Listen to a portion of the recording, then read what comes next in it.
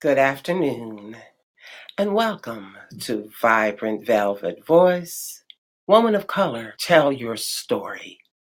And today, we're going to be talking about self-care for the woman of color in its broadest, most comprehensive understanding. I'm going to begin with this article here from blackdoctor.org. Viola Davis to Black women. Self-care is not a sign of weakness. And it's important for someone of her stature to address this issue because she knows how women of color, whether you're Black, Latina, Muslim, Asian, from the Middle East, the woman of color, as all women, but particularly the woman of color, has been given this role of enduring everything and sacrificing for her family, for her people, for a cause.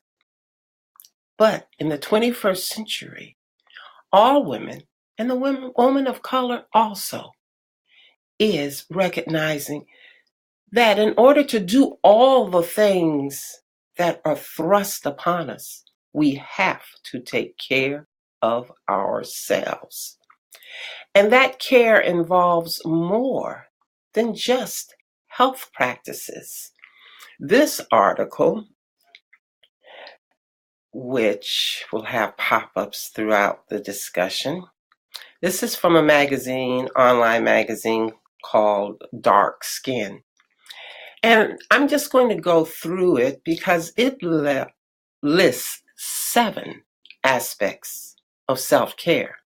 The first one is allow yourself to feel. And feeling involves the whole range of emotions you can have, from happiness to anger, which leads to self-expression, to courage, to standing up for what you feel is important. The second one is, she says, have a spa day. Now, everyone can't afford to go out to a spa, but anyone, if you have a bathtub, can create your own spa day in your tub. A little bit of Epsom salts, some peppermint or lavender essential oil, bubble bath if you like that, a pillow or a rolled up towel underneath your head in the tub, and just relax. And if you feel like it, afterwards you can give yourself a pedicure or a manicure, all for yourself. And if you can afford it, it's always fun to go out and have someone else provide some of those relaxing activities. The third one is use a journal to practice daily affirmations. And not only daily affirmations, a journal is a good way to get in touch with what you are feeling, what you want to do, to save your ideas and moments of inspiration. This year, I've made it a point of writing in my journal every day at least one page. Yes, I missed a day, but being aware of self-care, I know that sometimes I might miss a day, but I'm working hard not to miss a day because this writing sets the tone for me for my day. So if it's daily affirmations, ideas, thoughts, poetry, it's good to spend a little time every day writing, using your hand, not the computer. You will find it's relaxing and leads to creative thoughts. The fourth aspect of self-care, exercise and get enough sleep.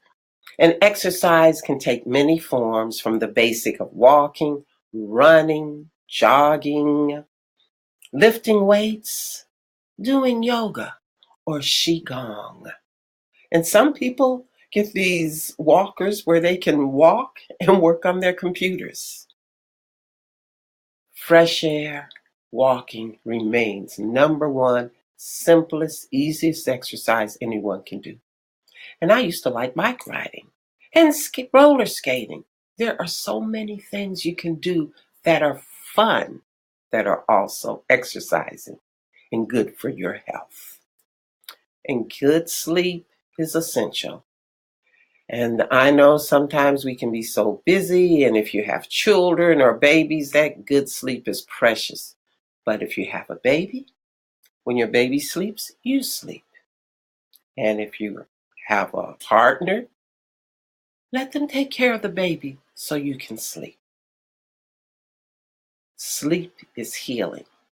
It's a time for our body and mind to relax and refresh. The fifth is get in touch with your spirit. And your spirit is invisible. And this can be faith, readings, your own intuition, your own knowledge.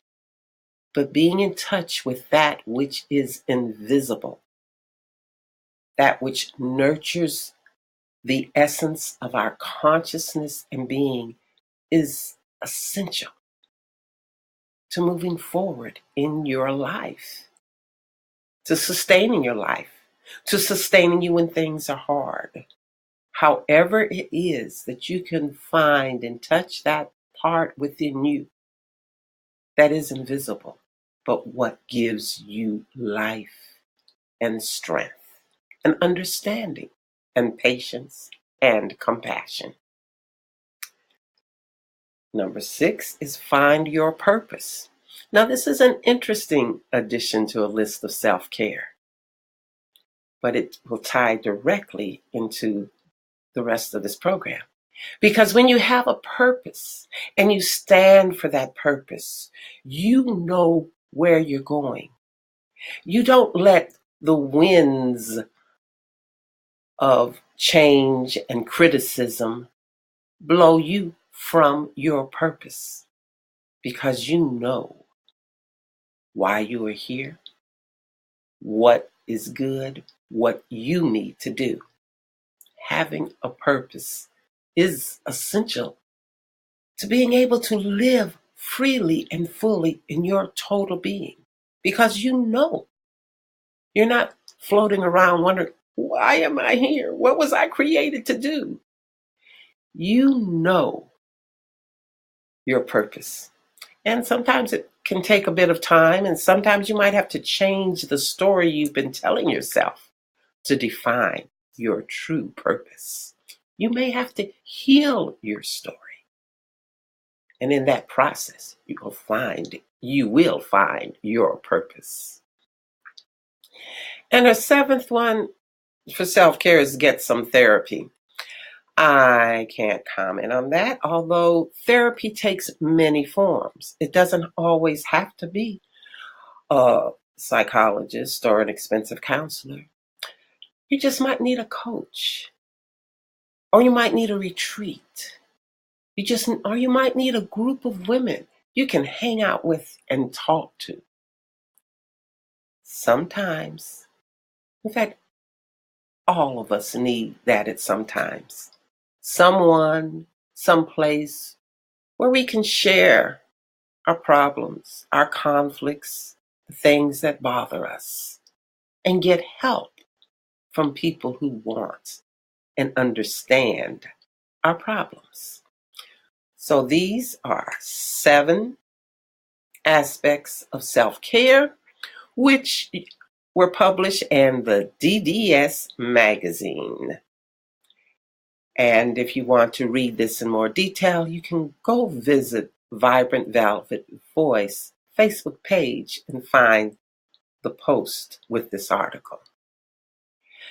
Now, self-care, as we just mentioned, one of the elements for self-care is purpose.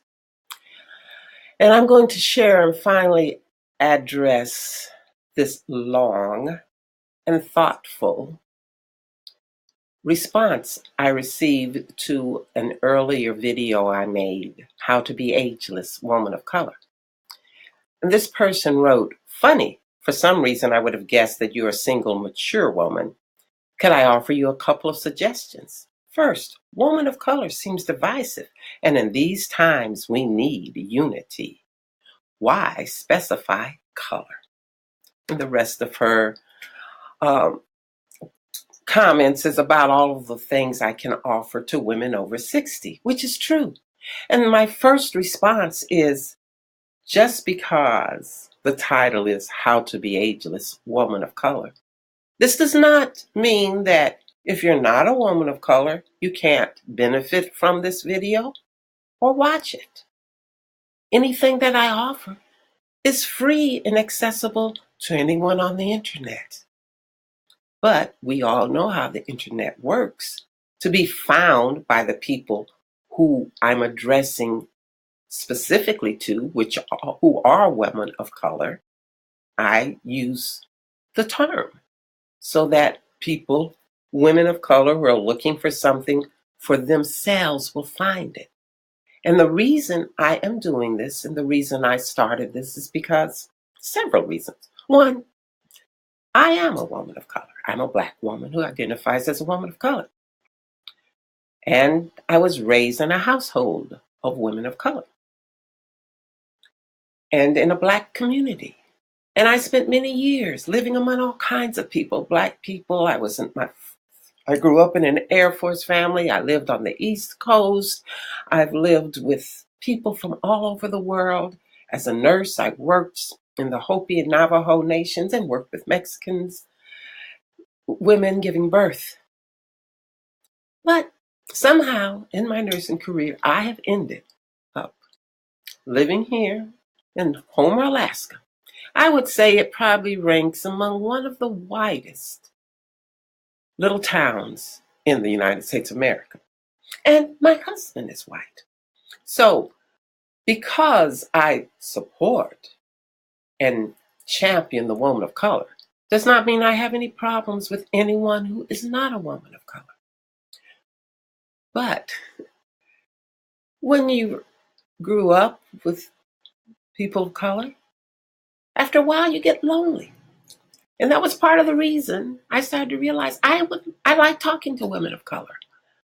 And then when I started researching the woman of color on the internet, I started to see there's a big gap. There is, first of all, the preponderance and overpreponderance of negative stories about the woman of color and what the woman of color doesn't have, can't get promoted, can't make as much money or isn't making as much money, can't break the glass ceiling. Black mothers are dying out of proportion in childbirth. Women of color still are at the bottom of the economic and income standards. But on the other hand, the woman of color, there are women of color online doing tremendous things. And I've been online for almost 5 years working on doing an online business and was not aware of most of these women, of the breadth and depth of women of color online. And I think this should be shared because I know there are thousands of women of color in the United States, just like me, living in rural areas or small towns in which we are a numerical minority in these rural areas. But you can get so much support and the feeling of abundance and worth knowing that the woman of color is not a numerical minority in the world and increasingly in the United States. And for those women of color who are in rural areas on the internet, I want to be able to share all the wealth of information and different views that I've been finding. So I invite anyone, and I invite you, Miss QSO11, to follow me because what I offer is for anyone. But my niche, my community is the woman of color. But I do have, and my Vibrant Velvet Voice page is open to anyone. And I have friends who aren't women of color. And one of them's an Australian. And she follows me and makes comments and has continued to follow me even after I closed one Facebook group, which was open to everybody, because I wasn't getting engagement. So it lets me know that the work I'm doing is appreciated and people are looking, and they're not getting put off because I'm using woman of color, and neither should anyone get put off by that. But we know that the woman of color is like that Janus, that mask where it's positive and negative. And here we have this headline in Minnesota. Representative Ilhan Omar's comments caused pain and confusion. But, and that's in one news that's in the Washington Post. But you have this headline on the NBC News.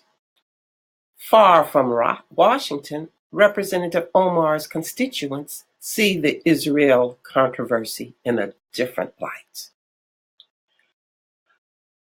So you have to look and read and research to get the total truth of any situation.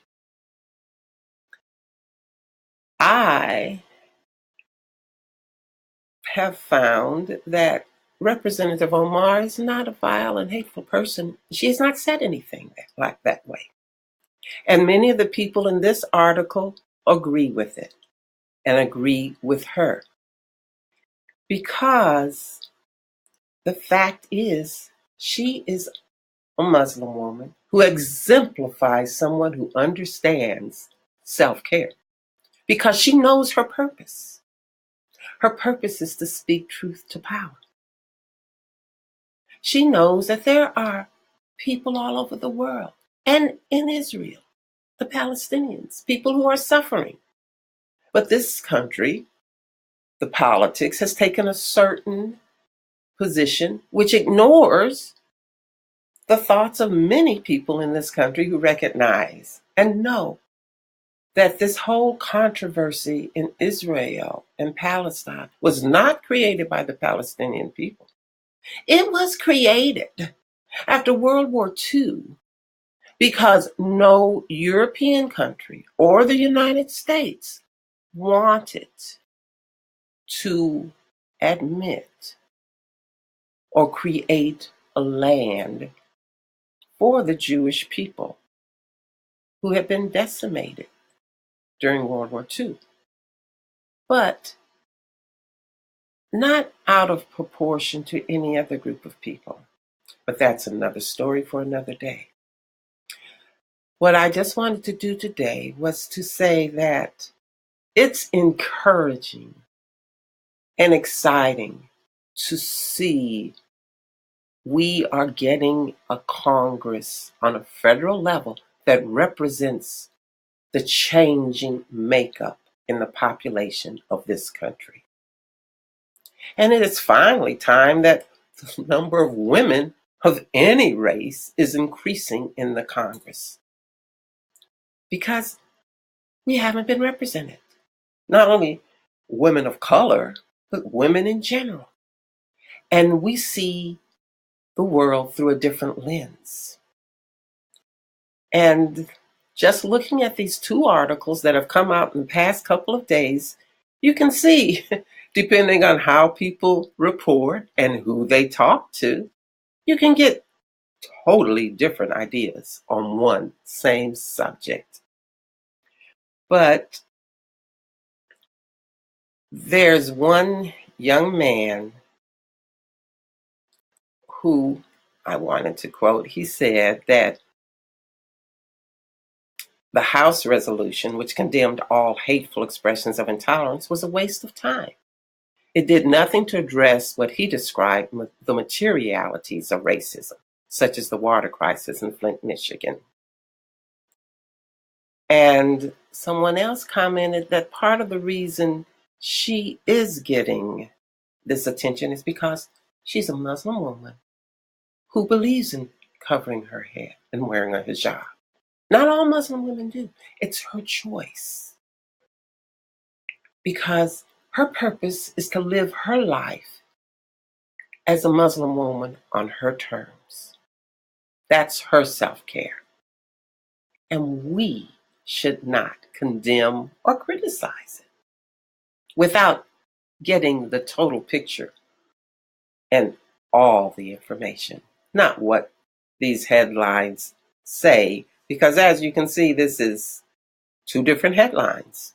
A positive one, where